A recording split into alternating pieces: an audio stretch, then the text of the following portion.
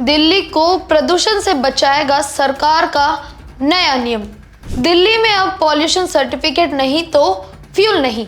पुरानी गाड़ियों को भी अब दिल्ली में नहीं मिलेगी एंट्री। लोकसभा में आज विपक्ष का प्रदूषण पर हल्ला बोल।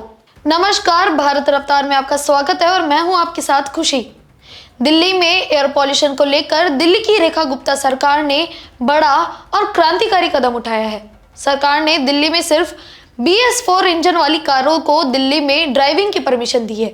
इसके अलावा सरकार ने एक और फैसला आज से लागू किया है कि जिन गाड़ियों के पास पॉल्यूशन सर्टिफिकेट नहीं होगा उन्हें किसी तरह का फ्यूल नहीं मिलेगा। यानी वो पेट्रोल पंप पर अपनी गाड़ी में ना तो पेट्रोल, डीजल, CNG कुछ नहीं भरवा पाएंगे। इससे गुरुग्राम, गाजियाबाद, फरीदाबाद और नोएडा से दिल्ली में प्रवेश करने वाले लगभग 12 लाख वाहनों पर असर पड़ने की आशंका है। दिल्ली सरकार ने आज से गाड़ियों को दिल्ली में प्रवेश करने की अनुमति नहीं दी जाएगी जिनमें BS4 इंजन नहीं है। आपको बता दें कि दिल्ली के पर्यावरण मंत्री मनजिंदर सिंह सिरसा ने बीते मंगलवार को इन नए नियमों की घोषणा की थी और ये नए नियम दिल्ली में प्रतिक्रियाकारी योजना यानी GRP के चौथे चरण के लागू रहने तक प्रभावी रहेंगे। कई रिसर्च में पता चला है कि सर्दियों के दौरान पॉल्यूशन करने वाले पार्टिकुलेटेड मॉलिक्यूल यानी PM10 प्रदूषण के 19.7% और PM2.5 प्रदूषण के 25.1% के लिए ये गाड़ियां ही जिम्मेदार है। लोकसभा में भी आज नियम 193 के तहत प्रदूषण पर बहस होगी। कांग्रेस और दूसरे विपक्षी दल इस चर्चा की मांग कर रहे हैं और विपक्ष के नेता राहुल गांधी संसद के बाहर और अंदर बार बार इसे हाईलाइट कर रहे हैं। फिर शाम 5 बजे केंद्रीय पर्यावरण मंत्री भूपेंद्र यादव इस चर्चा का जवाब देंगे। ऐसे में आपके लिए इन नए नियमों की हर बात जानना बेहद जरूरी है।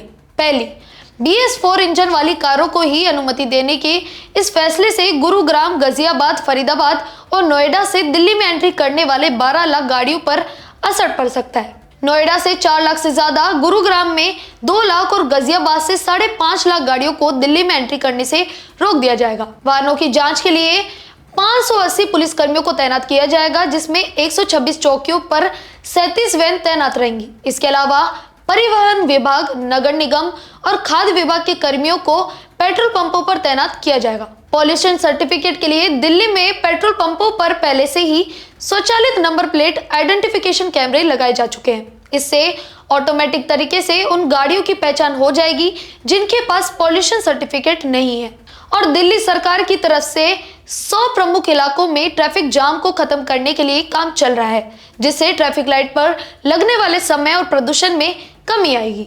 गौरतलब है कि नवंबर महीने से ही दिल्ली का AQI गंभीर और बेहद खराब के बीच बना हुआ है। बीते बुधवार को शाम 4 बजे शहर का 24 घंटे का एवरेज AQI 334 था जो इसे बेहद खराब की कैटेगरी में लाता है। दिल्ली में बेहद खतरनाक स्तर पर पहुंच चुके AQI के चलते वहां के प्राइमरी स्कूल के लिए ऑफलाइन क्लासेस तक बंद कर दी गई है और अब बच्चों को ऑनलाइन पढ़ाया जा रहा है, जबकि सेकेंडरी और हायर सेकेंडरी के स्टूडेंट्स को ऑनलाइन और ऑफलाइन क्लासेस में से किसी एक को चुनने का ऑप्शन दिया गया है। इसके अलावा आपको बता दें कि ऑफिस को भी सिर्फ 50% कर्मचारियों के साथ काम करने की अनुमति दी गई है, बाकियों को वर्क फ्रॉम होम ही दिया जाएगा। तो आपकी इस मुद्दे को लेकर क्या राय है हमें कमेंट बॉक्स में जरूर बताएं और बने रहे हमारे साथ।